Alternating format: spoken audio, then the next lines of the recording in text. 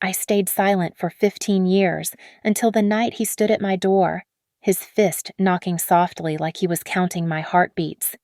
"You're just like your mother." He said the words that once unlocked every nightmare, and when I finally screamed, the man who thought himself untouchable dropped to his knees beneath the red and blue lights. "My name is Kayla Mercer, and I've learned that some debts can't be paid in money." The text came through at 11:43 p.m. while I was reviewing x-rays at Pioneer Regional Hospital. The notification lit up my phone screen like a warning flare. Gavin Hargrove, my stepfather, the man who taught me that love could leave bruises where no one else could see them.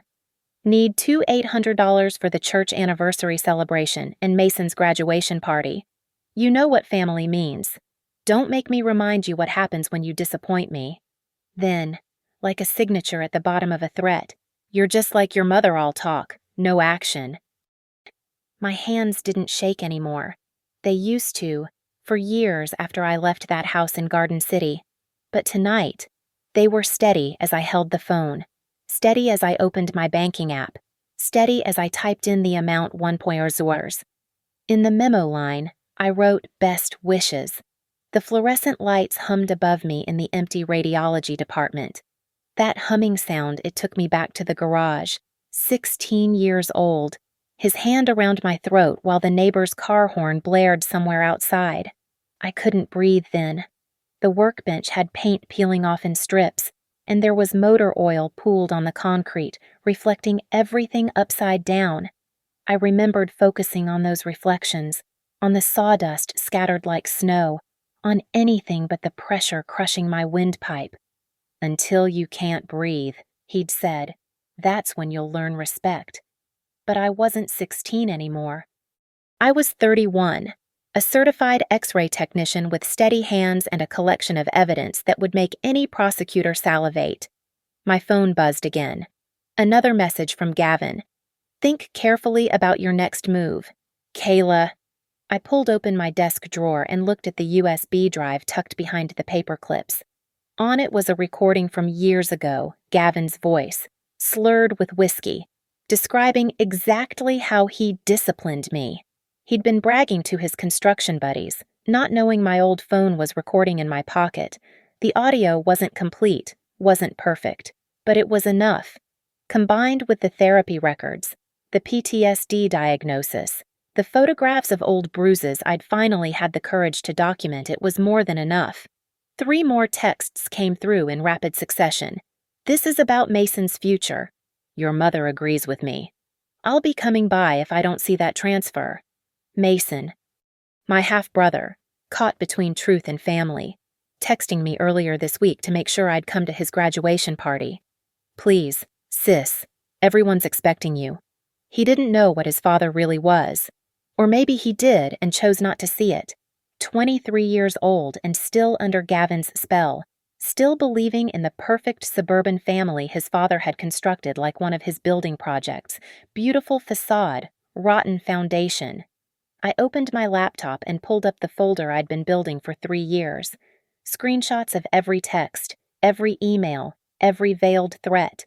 The consultation notes from Alyssa Brandt, the lawyer who specialized in domestic abuse cases. The contact information for Officer Nora Delgado, who'd promised to keep her phone on whenever I needed her. Another buzz. This time from my mother.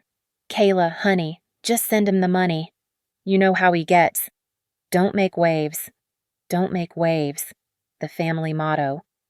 The thing that kept her married to him, that kept his reputation spotless at Open Prairie Church, that kept me silent through years of therapy until my voice finally came back.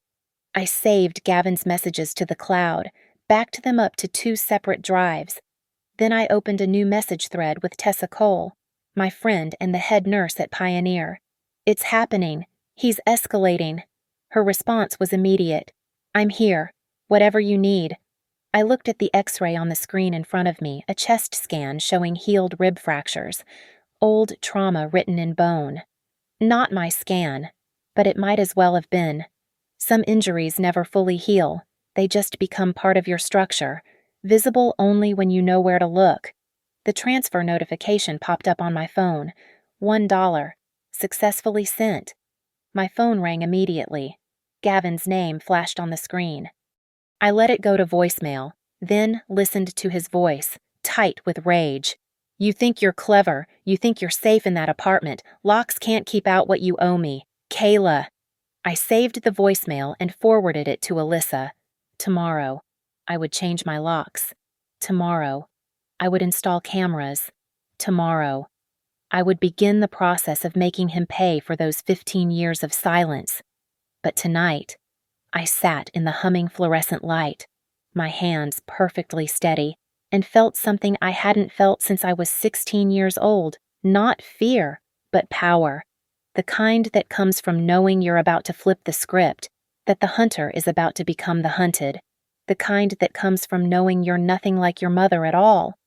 The night shift at Pioneer Regional Hospital had its own rhythm, the quiet hum of machines, the soft squeak of nurses' shoes on linoleum, the occasional burst of activity when trauma rolled in. At 2:15 a.m., that rhythm shattered. Kayla, we need you in trauma too.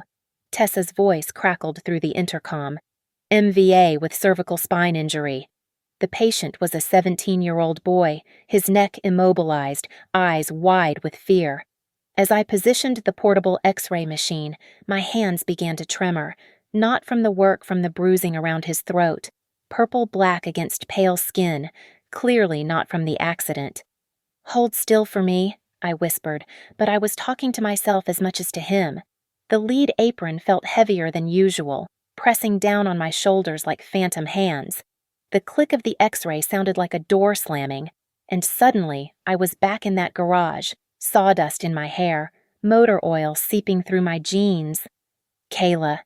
Tessa appeared beside me, her hand gentle on my elbow. You need a break. In the break room, under those unforgiving fluorescent lights that made everything look like an interrogation. I told her everything. About the messages, about the money, about the USB drive hidden in my desk with Gavin's drunken confession. I've started recording every call, I said, showing her the app on my phone. Every voicemail, every threat. Alyssa, my lawyer, says it's admissible if I file for a restraining order. Tessa's face was serious, her usual warmth replaced by something fiercer. When you file, not if. I have an appointment with her tomorrow at 4. I'll drive you. Before I could protest, my phone lit up. Mom calling. 3:27 a.m. Don't make this harder than it needs to be, she said without preamble. Her voice was thin, stretched tight like she was holding something back. Gavin's upset about the money. He says you're being disrespectful. Disrespectful. I let the words sit between us, heavy as lead. You know how he gets when he feels challenged. Just send the money, Kayla. For Mason's sake. For Mason's sake. The laugh that escaped me was bitter. Where was Mason's sake when Gavin had his hands around my throat, when I couldn't breathe, when you stood in the doorway and did nothing? Silence. Then, that was different. You were difficult. You pushed his buttons. The old Kayla would have hung up, would have swallowed the rage like medicine, but I was done being prescribed silence. I have it on tape, Mom, his confession, his voice, his words, describing exactly what he did to me. The sharp intake of breath on the other end was satisfaction and heartbreak all at once. You wouldn't dare. I've already given copies to my lawyer. The line went dead. My phone buzzed immediately. A text from Mason. Sis, please come to my graduation party. I need you there. Dad says you're trying to destroy our family. That's not true, right? I stared at his message, at this half-brother caught in the crossfire. He'd been 8 when Gavin started with me, too young to understand why his big sister suddenly became so quiet, so careful, so absent. I wanted to protect him from the truth, but protection and silence had become too tangled together in our family. Can we talk in person? I typed back. Dad says I shouldn't meet with you alone. Of course he did. Gavin knew how to play this game, how to isolate, how to control the narrative. But I'd learned some things too. working in a hospital where documentation was everything, where evidence could save lives. Tessa returned with coffee, the cheap hospital kind that tasted like disappointment but kept you upright. "How are you holding up?" "I'm tired of holding," I said. "I want to let go. Let it all fall where it should." She sat across from me, the table between us scarred with years of coffee rings and exhaustion. "What do you need?" "Witnesses. Alyssa says character witnesses help. People who can testify about my stability, my job performance, that I'm not some vengeful daughter making things up." "Done. I'll write whatever you need. And I can get Dr. Richards to write one too. He's always saying you're the best tech we have." Through the break room window, I could see the parking lot, empty except for a few cars under the amber lights. One of them, a white pickup truck, looked too familiar. My spine straightened. "That's his truck," I whispered. Tessa was already standing, phone in hand. "Security. Wait." I pulled out my phone, started recording. "Let him sit there. Let him violate the hospital property rules. More evidence." We watched as the truck idled for 10 minutes. 15. 20. Finally, it pulled away, but not before the driver's side window rolled down and an arm extended, middle finger raised in a gesture that would have once made me flinch. Now it just made me save the security footage request form to my phone. "You're really doing this," Tessa said. It wasn't a question. I'm done being the keeper of his secrets. Done being complicit in my own silence. My phone buzzed one more time. "Alyssa Brandt. Received your documentation. This is strong. Kayla. We can file for an emergency protective order tomorrow. Be ready for him to escalate when he's served." I looked at Tessa, at the security footage form, at my steady hands holding the coffee cup.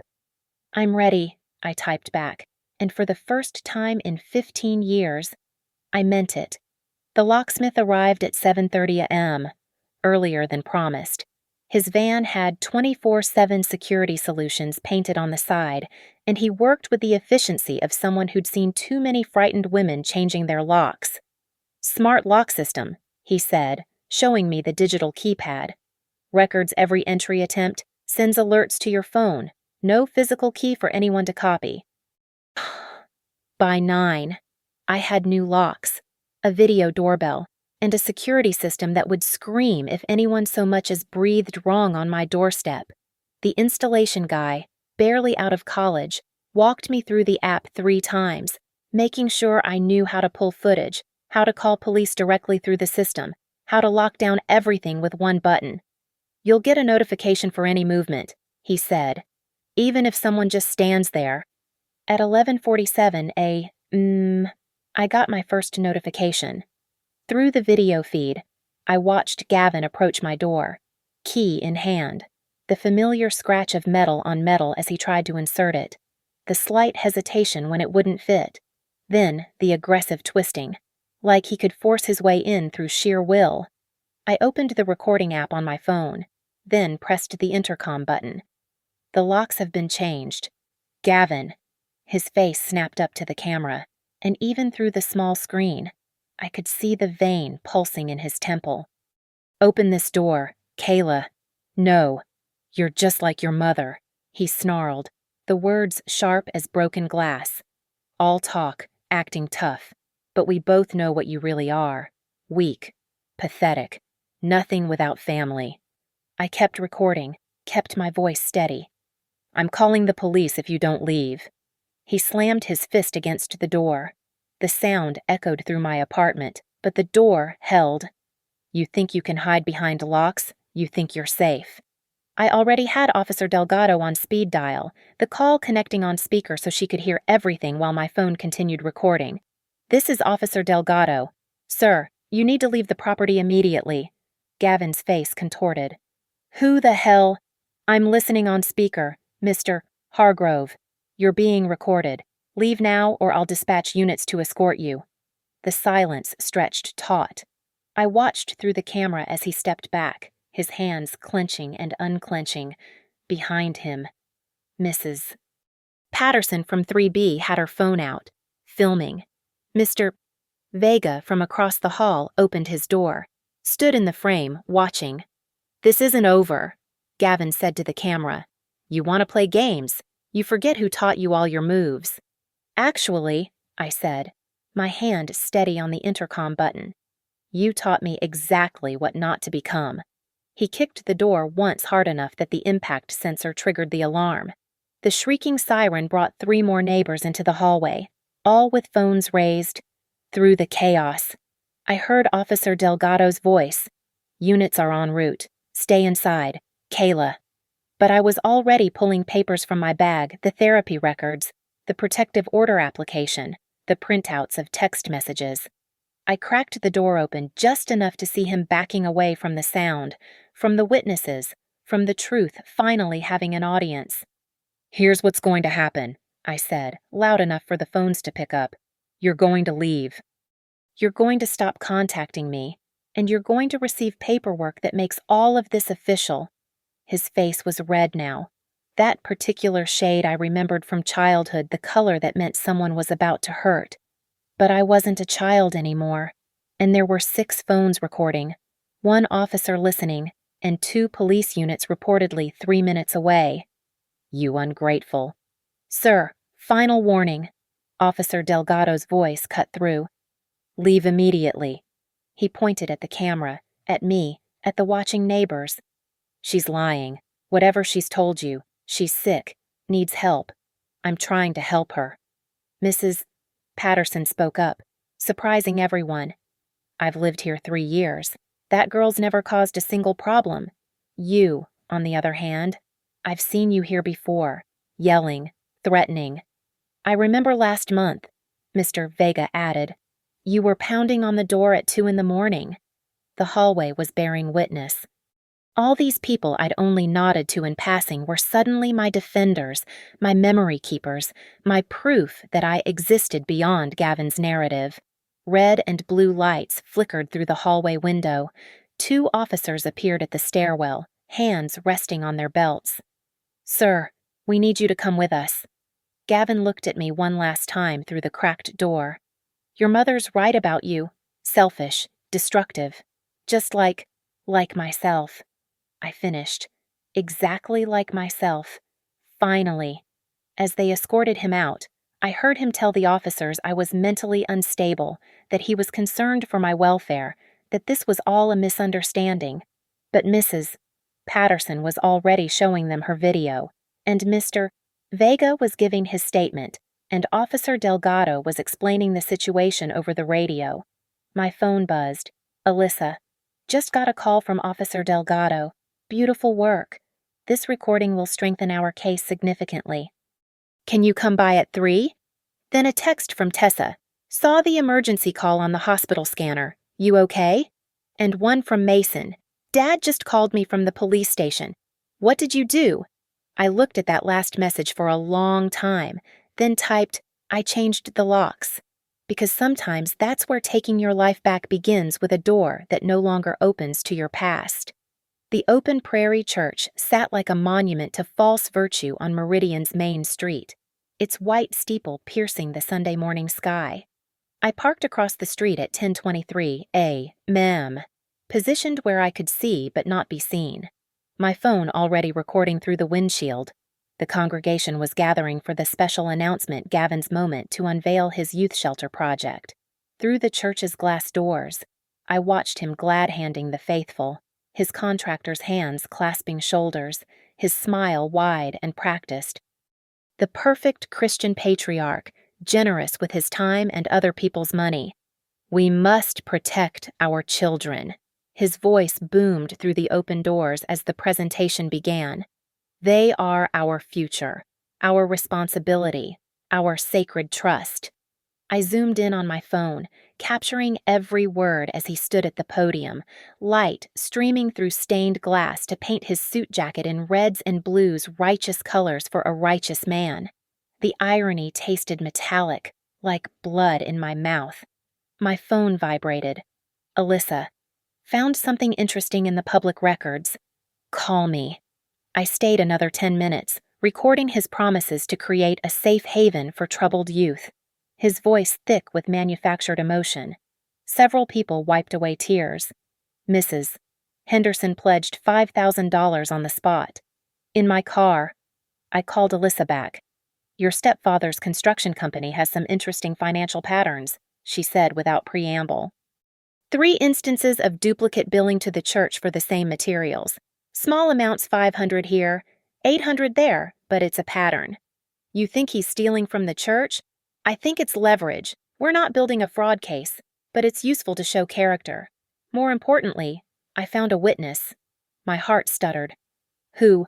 Laurel Pike, your old neighbor from Garden City. She remembers the night you're talking about the garage incident. Says she heard screaming, started to call police but got scared when it suddenly went quiet. Laurel Pike. I remembered her garden gnomes, her wind chimes, the way she'd sometimes leave cookies on our doorstep but never quite meet my eyes. She'll testify. She's willing to provide a sworn affidavit. She's elderly now, lives in assisted living, but her memory of that night is clear. She says she's carried guilt about not calling for help for 16 years. Through my windshield, I watched the congregation filing out, Gavin among them, shaking hands on the church steps. A photographer from the local paper was taking pictures, Gavin front and center, the future chairman of the Youth Shelter Board. There's more, Alyssa continued. Remember you mentioned a girl who lived next door, Rachel Morrison. Rachel, skinny legs and friendship bracelets, always practicing violin in her garage. Yeah. She's Rachel Chen now, teaches elementary school in Nampa. She confirms she called 911 that night but hung up when her parents told her not to get involved. She's willing to testify too. The weight of validation of other people remembering, confirming, believing made my chest tight. All these years. I'd wondered if I'd imagined the severity, if maybe I was being dramatic like Gavin always said, but other people had seen, other people had heard. Kayla, you still there? I'm here. I watched Gavin pose for photos with the pastor, his arm around the man's shoulders like they were brothers. I'm at his church. He's announcing the youth shelter project. Are you safe? I'm in my car, recording. He's talking about protecting children. Alyssa's laugh was sharp. The irony's not lost. Get everything you can.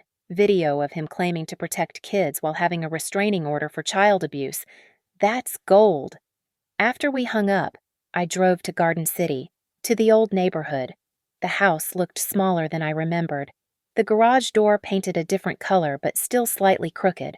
Laurel Pike's house had new owners, the garden gnomes replaced with modern landscaping. I sat there for 20 minutes, remembering the weight of silence in that house, the way sound traveled through thin walls, the creak of footsteps that meant danger. My phone rang. Mason. We need to talk, he said. Okay? Not okay. Dad's been served with some kind of order. Mom's crying. What are you doing to our family?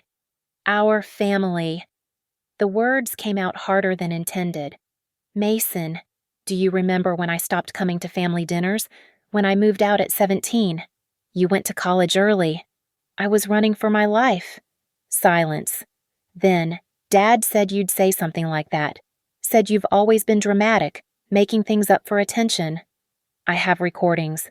Mason, his voice, his admissions. I have witnesses. I have medical records. Why now? Why are you doing this now, right before my graduation? The question hung between us, heavy with accusation. Why now? Because I finally could.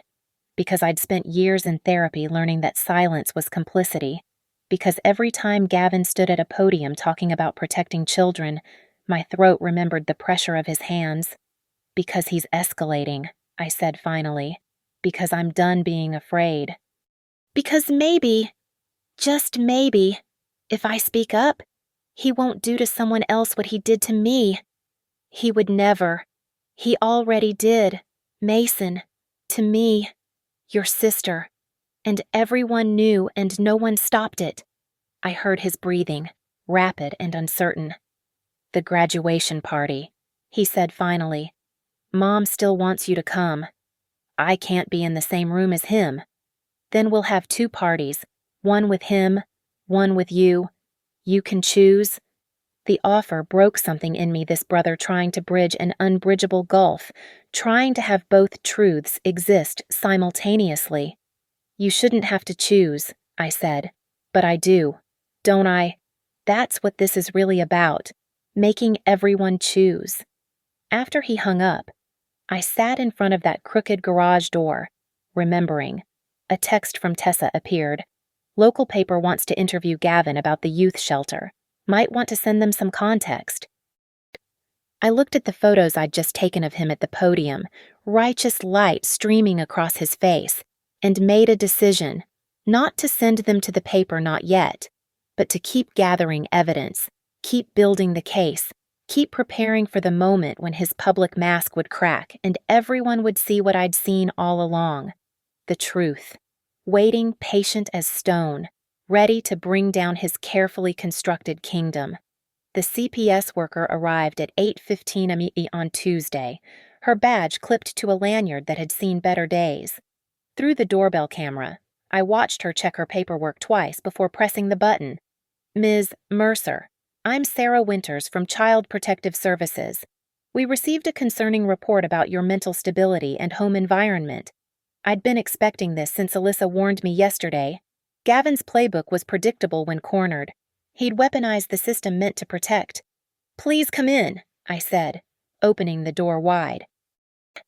Would you like coffee? She seemed surprised by my calm. The apartment was immaculate, I'd made sure of that. Every surface clean. Medications locked in the bathroom cabinet. My work schedule posted on the refrigerator next to a meal plan and emergency contacts. The report suggests you're experiencing paranoid delusions about your stepfather, she said, pen poised over her clipboard. That you're making false accusations. I pulled out the binder I'd prepared thick with documentation. Here's my employment record from Pioneer Regional Hospital. 12 years, no disciplinary actions, 3 commendations for excellence. I flipped pages. Therapy records from Dr. Patricia Helms, showing treatment for PTSD from childhood abuse, not delusions. Bank statements showing financial stability. Lease agreement, current on all payments. Sarah's eyebrows rose as she reviewed each document. This is thorough. I knew this was coming. My stepfather has a pattern. When I was 16, he called CPS claiming my mother was neglecting me. She was just starting to question his treatment of me. I'll need to verify some of this information. Of course, I've also arranged for character references. I handed her a sheet with contact information. Tessa Cole, head nurse at Pioneer, Officer Nora Delgado, who's familiar with my stepfather's harassment, Mrs. Patterson and Mr. Vega, my neighbors who witnessed his attempt to break into my apartment. As if on cue, my phone rang. Tessa's name appeared on the screen. Should I let the CPS worker know you're a responsible, stable person who's being harassed by an abusive stepfather? Tessa's voice was loud enough for Sarah to hear. Sarah actually smiled. Is she always like this? Only when someone threatens her friends? I said. We spent an hour going through everything. Sarah inspected the apartment, noting the security system, appropriate safety measures, the locked medication cabinet, proper storage, and the stack of medical textbooks I'd been studying for my advanced certification, continuing education impressive. I need to ask about the allegations directly, she said finally. The report claims you're fabricating abuse stories. I pulled out my phone, found the recording of Gavin's drunken confession, and hit play. His voice filled the room, slurred but clear. Had to teach her respect. Held her throat till she stopped struggling, just like breaking a horse. Sarah's face went pale. This is evidence in an ongoing legal case. My lawyer has copies. So do the police. She set down her pen. Ms. Mercer, I've been doing this job for 15 years. I've seen false reports used as weapons in family disputes. This is textbook retaliation. A knock at the door interrupted us. Through the camera, I saw Officer Delgado in uniform. Sorry to interrupt, she said when I let her in. I heard CPS was here. Wanted to make sure everything was documented properly. Sarah looked between us. You expected this visit. My client's stepfather has escalated his harassment since being served with a protective order, Officer Delgado said. We anticipated he might file false reports with various agencies. He's trying to establish a paper trail suggesting I'm unstable, I added. So when I present evidence of his abuse, he can claim I'm delusional. Sarah was taking rapid notes now. Has he done this before? Check your records for a report in 2009, I said. Against my mother, Evelyn Hargrove. Case closed as unfounded after the investigator noted signs of coaching and retaliation. She pulled out her phone, stepped aside to make a call. I heard fragments. Pull the 2009 file. Evelyn Hargrove. Yes, I'll wait. Officer Delgado squeezed my shoulder. You're doing great. Sarah returned, her expression grim. The 2009 report exists. Investigator noted apparent false report used as intimidation tactic. Same complainant Gavin Hargrove. She sat back down. Her whole demeanor shifted from investigator to ally. I'm marking this case as unfounded with notation of malicious reporting. I'm also recommending investigation into the complainant for filing false reports. My phone buzzed. Mason, CPS, just left Dad's work. He's furious. Says you've poisoned them against him. Then Mom, how could you? They're questioning us like we're criminals. I showed the texts to Sarah. She photographed them. Continuation of harassment through family members. Classic pattern. After she left, I sat in my quiet apartment, surrounded by the evidence of my stability, my competence, my truth. The young neighbor from 3C knocked. She'd baked cookies, wanted to check if I was okay. We all saw that man trying to break in, she said. My boyfriend saved the video, just in case you need it. Mr. Vega stopped by with his wife. We wrote a letter, he said, handing me an envelope. For whatever you need, character reference. We've been your neighbors for 3 years. We know who you are.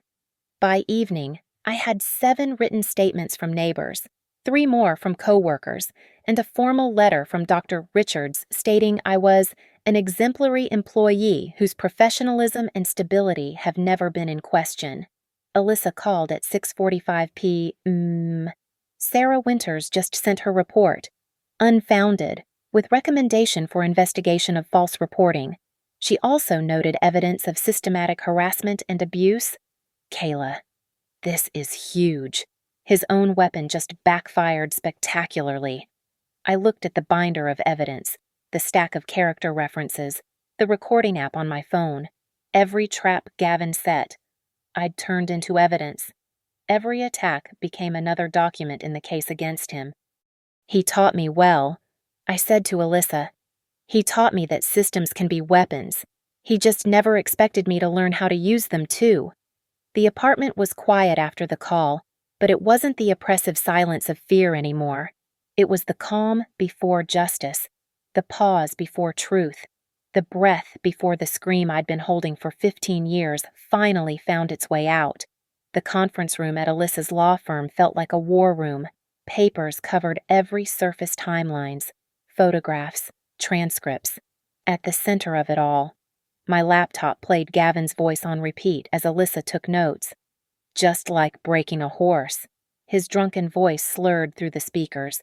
You gotta hold 'em down till they stop fighting. That's what I did with Kayla. Held her throat till she learned. Alyssa paused the recording. This is from when, 3 years ago, his company Christmas party. He didn't know I'd started recording everything. She pulled up another file, a timeline stretching across 3 pages, color-coded and annotated, red marks for violence, yellow for threats, green for evidence collected. There was so much red in my teenage years it looked like blood on paper. Laurel Pike's affidavit came in this morning, she said, sliding the document across. She's specific about the date, April 14th, 2009. Says she heard screaming, then suddenly silence. She wrote down the time, 9:37 p.m. I remembered that night. The silence after was worse than the struggle floating somewhere between consciousness and void, wondering if this was how dying felt. And this, Alyssa pulled up medical records on her tablet, is from Pioneer Regional ER, April 15th, 2009. Bruising to the anterior neck, petechial hemorrhaging in the eyes. The friend who brought you in wasn't a friend. It was Gavin. He panicked when I couldn't stop coughing up blood. He signed as family friend to avoid questions. The nurse suspected. I could see it in her eyes. But I was too scared to say anything. Alyssa added another note to her timeline. Rachel Morrison, now Chen, sent her statement. She confirms calling 911 at 9:41 p.m. that night. The call records match. My phone buzzed. New message from an unknown number. I opened it carefully, a photo of the church fundraising invitation. Gavin's smiling face above text announcing him as the honored chairman of the youth shelter project. The gala was in 3 days. He's really going through with the fundraiser. Alyssa asked, reading over my shoulder. He thinks he's untouchable. The protective order is just paper to him. She smiled, sharp and calculated. Or he's desperate. My investigator found interesting patterns in his company's books. 3 instances of billing Open Prairie Church for materials that went to private projects. Small amounts, but it establishes a pattern. You have an investigator. Pro bono. He owes me a favor. Look at this. She pulled up financial documents. Invoice for lumber, supposedly for the church renovation. Same lumber shows up in materials list for a private home build. The amounts match exactly. I studied the papers. He's stealing from the church. Redirecting funds, not enough for criminal charges, but enough to destroy his reputation if it came out. Another buzz. Tessa. Local news wants to interview staff about the hospital's support for abuse survivors. Mentioned your name came up as someone who might speak. Then Mason. Dad's been drinking since CPS left. Mom's locked herself in their bedroom. This is destroying our family. I showed Alyssa the message. He thinks I'm destroying the family. No, she said firmly. Gavin destroyed it years ago. You're just refusing to help hide the damage anymore. She pulled out a fresh legal pad. Let's talk strategy for the fundraiser. I can't go. The protective order. You can't approach him. But it's a public event. You have every right to be there, as long as you maintain distance. And imagine him having to give his speech about protecting children while you're sitting in the back row, surrounded by witnesses who know exactly what he did. My heart raced at the thought. That's aggressive, yes. Legal. Absolutely. Effective. We'll see. She pulled up more files. Your neighbor's security footage from his attempted break-in, the CPS report marking his complaint as malicious, Officer Delgado's incident reports, 16 years of therapy records. We have enough for a civil suit that would ruin him. I don't want money. Not about money. It's about public record. Civil suits are public. Every document, every piece of evidence becomes accessible. His reputation, his business, his position at the church gone. My phone rang. Mom. Don't answer, Alyssa advised, but I was already picking up. You have to stop this. Mom's voice was hollow. The church knows about the CPS investigation. People are asking questions. Good. Kayla, please. I'm begging you. Just let it go. Move on. You're safe now, aren't you? Why drag us all through this? Because he's being honored for protecting children. Mom, because he's going to be in charge of vulnerable kids. Because silence didn't protect me, and it won't protect them. You don't know he'd hurt anyone else. He hurt me. Isn't that enough? The silence stretched between us, filled with 16 years of looking away, of choosing comfort over truth. The fundraiser, she said finally. If you show up there, what he'll be angry, he'll lash out, show everyone who he really is. He'll destroy you. He already tried that. Mom, when I was 16, and every day since that you chose him over me. I hung up and found Alyssa watching me with something like pride. You're ready, she said. The recording equipment is prepared. We have witnesses lined up. Security footage from multiple angles arranged. Every response he might have, we're prepared for. She pulled out one final document, a press release, drafted but not sent. Local woman speaks out against childhood abuser, now leading youth shelter project. When, I asked, the moment he takes that stage, The moment he starts talking about protecting children, we send it to every media outlet, every church member's email we can find, every donor on their list. I looked at the wall of evidence. The years of pain transformed into paper and pixels, building toward this moment. 3 days, I said. 3 days until he learns what it feels like when the silence breaks. Alyssa began packing the files into boxes, each one labeled and ordered. Get some rest. Record everything between now and then. And Kayla, whatever happens at that fundraiser, you've already won. You've broken the silence. The rest is just watching him realize it. The weight of truth sat heavy in those boxes, not a burden anymore, but ammunition. 3 days until the man who taught me that power meant fear would learn that sometimes the prey grows teeth. The open Prairie Church Fellowship Hall glowed with warm light, round tables dressed in white linens, centerpieces of roses and baby's breath. The banner stretched across the stage, Building Safe Havens, an evening with Gavin Hargrove. I stood near the sound booth at 7:20 p.m., my black dress simple enough to blend into shadows, my phone recording in my pocket. Tessa stood beside me, Officer Delgado in plainclothes by the door, Alyssa at a back table with her laptop open. Gavin commanded the stage, his voice rolling over the crowd of 200 donors and church members. Family values, he said, hands spread wide. That's what we're protecting here, the sacred bond between parent and child. My hand was steady on the USB drive in my pocket, the one containing his drunken confession, now mixed with my 16-year-old breathing, gasping for air. The audio engineer, a college kid named Jamie who Alyssa had spoken with earlier, gave me the smallest nod. Some children, Gavin continued, come from broken homes. They act out, they lie, they manipulate. But with firm guidance, with a strong hand, we can save them. He was looking directly at me now, had been since he noticed me 10 minutes ago. His smile never wavered, but his knuckles were white on the podium. You know, he said, departing from his prepared remarks. I've dealt with troubled youth personally. Sometimes they make up stories, terrible lies about the people trying to help them. They're just like their mothers. The words hung in the air. My cue. I stepped forward, just enough to be seen in the light, and Jamie pressed play. Gavin's voice filled the hall, slurred and aggressive, had to teach her respect. Held her throat till she learned, you gotta hold 'em down till they stop fighting.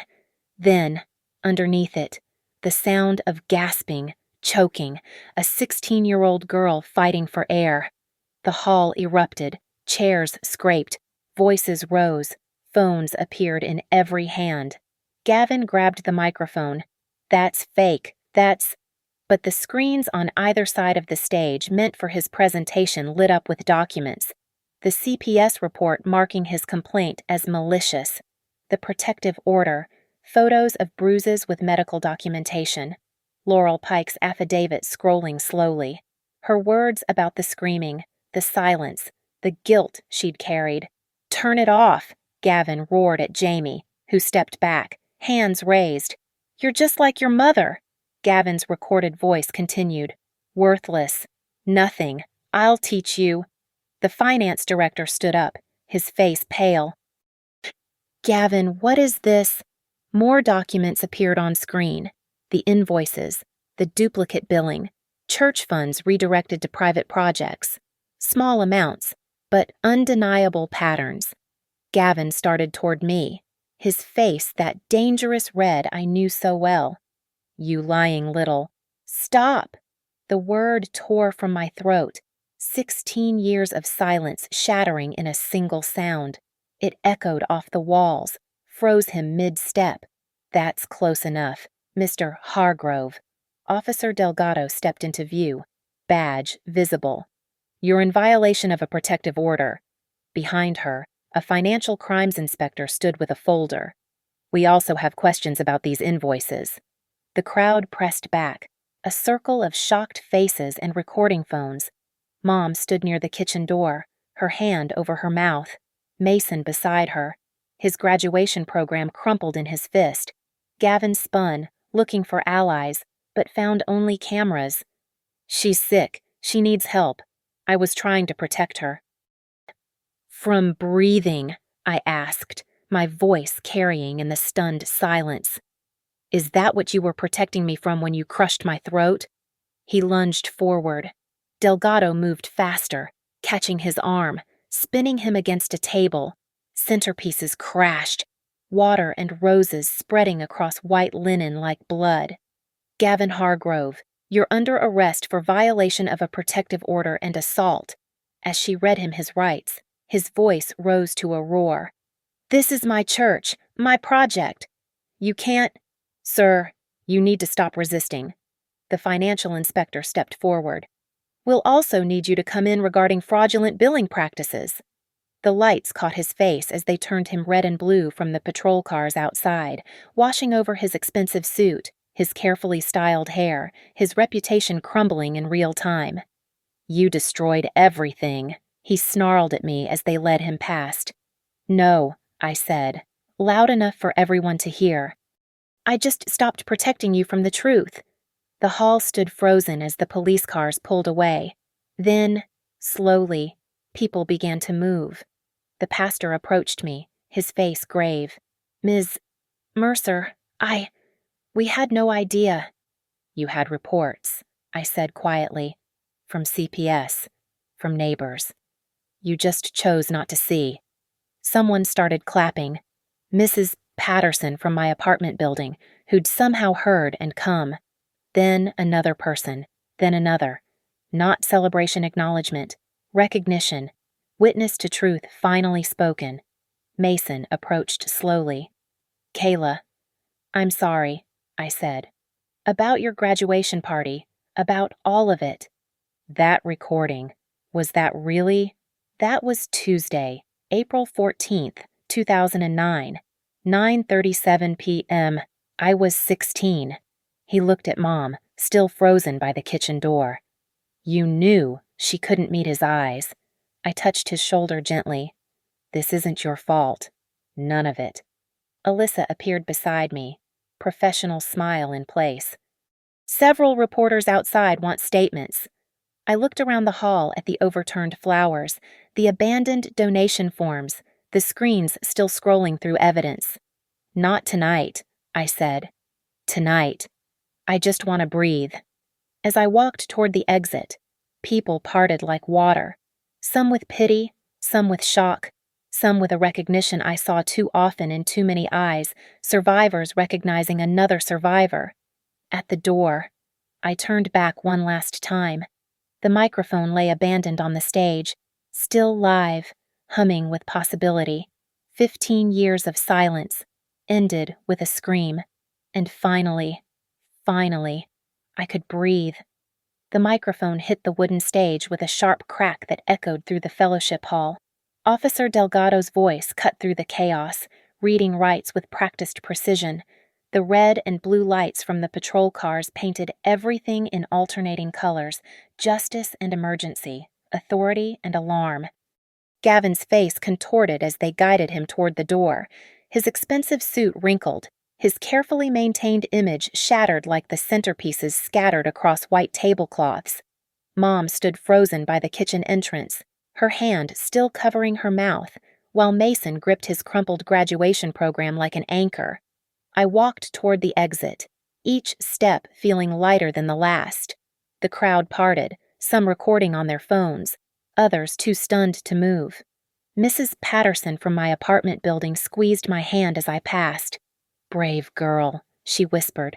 Outside, the Idaho night air was crisp and clean. I filled my lungs completely, no phantom hands around my throat, no weight pressing on my chest, just air, cool and free. Tessa appeared beside me. You okay? I can breathe, I said, and the words felt like a revelation. The parking lot was filling with people streaming from the hall, voices carrying across the asphalt. Fragments of conversation reached me. Never would have suspected. That poor girl. The church funds. Alyssa approached with her tablet. 3 news outlets want statements. The church board is calling an emergency meeting. The youth shelter project is suspended pending investigation. Good, I said simply. A car door slammed. Mom approached slowly, her steps uncertain. Kayla. Not tonight. Mom. I need to. No, you don't. For once, you don't need to do anything except sit with the truth. She stopped, her face crumpling. Behind her, Mason helped her to their car. He looked back once, and I saw something new in his eyes, not accusation, but understanding. Maybe not complete, not yet, but a beginning. The USB drive sat light in my pocket. Its purpose served.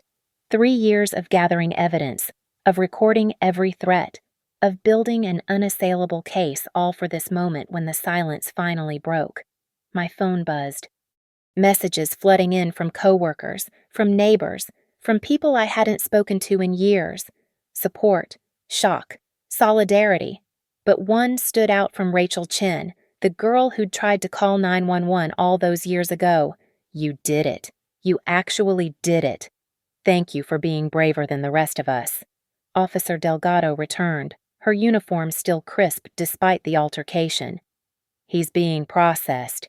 With the violation of the protective order and the assault in front of witnesses, he won't be getting out tonight.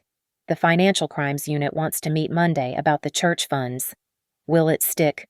200 witnesses saw him violate a protective order and attempt assault.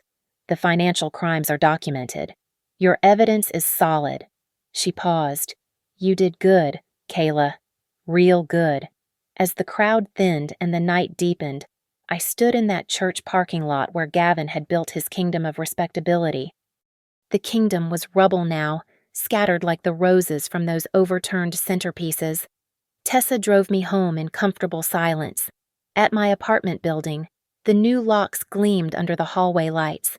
Inside, everything was exactly as I'd left it, quiet, safe, mine. I sat on my couch. The weight of 15 years of silence finally lifted. My phone showed 17 missed calls from Mom, 3 from Mason, none from Gavin. He'd need a bail hearing first. The laptop sat open on my coffee table, Alyssa's draft press release still on the screen. But I didn't need it anymore. The truth had been spoken in the most public way possible. The rest would follow: investigations, trials, consequences. But the hardest part was done. I'd screamed, and in that scream was every silent night, every swallowed word, every moment I'd made myself small to survive. It was 16-year-old me gasping for air, 31-year-old me demanding justice, and every age in between learning that survival sometimes means not just enduring, but fighting back. My phone lit up with one last message. From Laurel Pike, the neighbor who'd heard but hadn't called. I should have helped you then. I'm sorry, but I'm proud of who you've become despite us all. I set the phone aside and walked to my window. The city lights of Boise stretched out below, peaceful and bright. Somewhere out there, Gavin sat in a cell, his reputation in ruins. Somewhere, Mom was realizing the cost of her silence. Somewhere, Mason was recalculating everything he thought he knew about his family. But here, in my apartment with its new locks and security system, with evidence boxes that would never again be needed, I was free. The USB drive sat on my coffee table, its purpose complete. I picked it up, this small thing that had held so much power, so much truth. Tomorrow, I'd give it to Alyssa for the official case files. Tonight, it was just plastic and metal, harmless and finished. I took one more deep breath, full, complete, unobstructed. The silence was over. The truth had won. And finally, after 15 years, I could breathe. Thank you for listening to this story of survival and justice. I'd love to know where in the world you're listening from. Drop a comment below and let's connect. If this story resonated with you, please subscribe to the channel and share your thoughts. Your stories matter too, and your voice deserves to be heard.